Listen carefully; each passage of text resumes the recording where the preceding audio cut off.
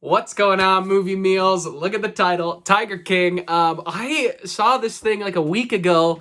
I finished a show I was watching a week ago, and I just decided that I was just gonna wait because Ozark episode season 3 was dropping. So I thought this would be a good week. I can just watch movies, and I obviously have put up a couple reviews. Go check those out as well. Of different movies and such that I've watched, but then just one night, literally on Thursday night, a good buddy of mine just started texting, guys, have you seen this Tiger King thing? I'm on episode 5. Have you seen this? And we're all just like, no, none of us really had. And I said, this was a party I thought I could miss. Sometimes things drop. Shows like Westworld, for example. Westworld dropped. I went to the party, watched most of the first season. It just wasn't for me. I didn't love it. I thought it dragged a little bit, and I never went back. So sometimes you think, is this a party I can miss? And I thought it was. And then I saw Twitter really freaking out over it. I started seeing some funny memes. I had no idea what they meant or where they were from. And then he just said, no, you gotta. And it was Thursday night, and I was like, man, Ozark drops in like 6 hours. So I decided to go ahead and watch it. I ended up binging it all of Friday, and then still got 2 episodes of Ozark in yesterday. That's how much time I've got. So I ended up finishing it, and I'm really glad I went to this party, man. I'm really glad because you get in there and you get dumbfounded and you sit back and you go, is this real? It's like you showed up and you showed up at a friend's house for a party and he's got a unicorn and you're just like, what? Like, it just makes no sense. So let's get into it. The positives and negatives, little snack time review of the Tiger King docuseries on Netflix.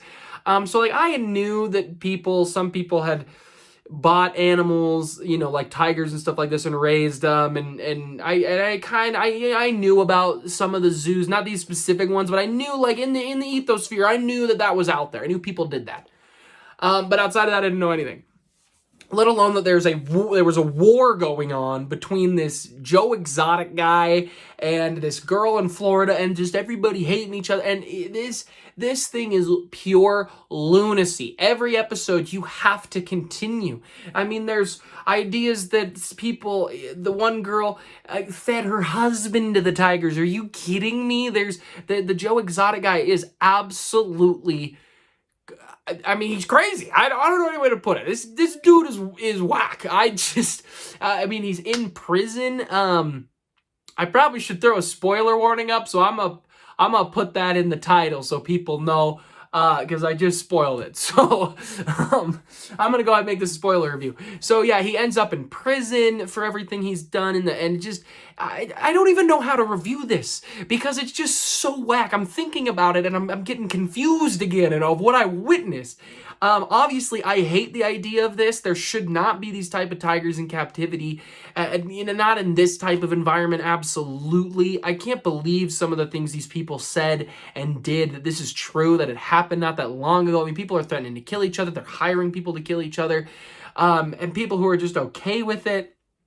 The fact that some of these guys, the one guy is putting baby cubs in a suitcase and sneaking them into hotels so we can have parties with women. I can't believe all this stuff. This is the embodiment to me of just crazy America. Like, other people from other countries see this and they're like, yeah, they're crazy. And it gives us a bad name because these people are nuts. Some of them were trying to do the right thing. Some of them are doing the thing. I really liked all the stuff with the producer because I thought that angle is a really good angle to get. I thought the documentary was shot very well. I'm really curious. I'd love to actually give me a 1-hour episode of the making of it, because I would love to know specifics on why they volunteered, how they got permission, what they completely did. I'd love that. But some of the stuff is just, it's insane. I mean, these people are cuckoo. I just can't handle it. I can't handle it. Some of these people are real people with a lot of money. They had power. They're buying these giant lions and tigers and panthers and all these animals to have these zoos. In the I can't even remember the location. I just know it was in the southern part of the country, but I can't even remember. I think it was like Alabama or something like that. I don't know. People will get mad and correct me. Go ahead and just put that in the comments because I'm blanking. But overall, I really enjoyed the series because it's must watch TV. Because when you finish an episode, you're like, well, I kind of gotta know what happens next? So you do, and you click to the next one. It's only 7 episodes, and they're all around 45 to an hour. It's really not that long compared to the way, I mean, we say that now, but the way television is gone. Like I said, a Westworld, a Game of Thrones until the last 2 seasons, a lot of Breaking Bad, long episodes, longer seasons, 10 seasons of, or 10 episodes a season with all at an hour. So 7 is really not that bad. I remember seeing them being like, oh, I'll get through this a lot quicker. I thought I had 10 to go, and it is really interesting. It's just kind of crazy that these people are real, that this is real stuff that happened within the last 10 years. And obviously throughout these people's lives. I mean, this guy ran for president, was on national news for things like this. The fact that I had never heard about him before, doing country albums, which those music videos are hysterical, by the way. They are really funny. Some of them are extremely insensitive, and they're horrible things he's talking about, but they're funny.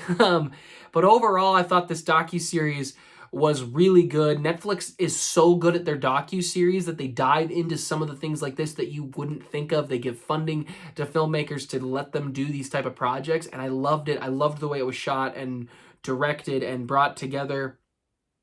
I hope all this stuff closes because people should not be able to just buy and purchase cats. I think they said that most of the cats in the whole world are in cages in America, and that's just absurd. They should be out in the wild, out in safaris, doing what they do. And overall, I really liked it. I don't have negatives. I don't, because I think it's a perfectly wrapped up series. They really dive into a lot of crazy stuff that I honestly, as I'm trying to think about it, I'm blanking because I'm thinking of all these little things that happen throughout the whole thing. I mean, this guy had multiple husbands. He was addicted to meth. He was promising drugs and cats and all this crazy stuff. There's death. There's sex. There's all this crazy stuff in this docuseries, not for kids. And there's violence, and it's just, this thing's absolute lunacy. I don't even know if this is a review or just a ramble. Maybe we'll call it the Tiger King ramble, spoiler ramble. Maybe that'd be kind of funny. But anyway, guys, that's where I'm going to end it. Let me know if you've watched it. I'll start a conversation. We'll talk back and forth in the comments down below. Remember to like, subscribe, and share. And as always, thanks for watching, Mom, and we'll see you guys.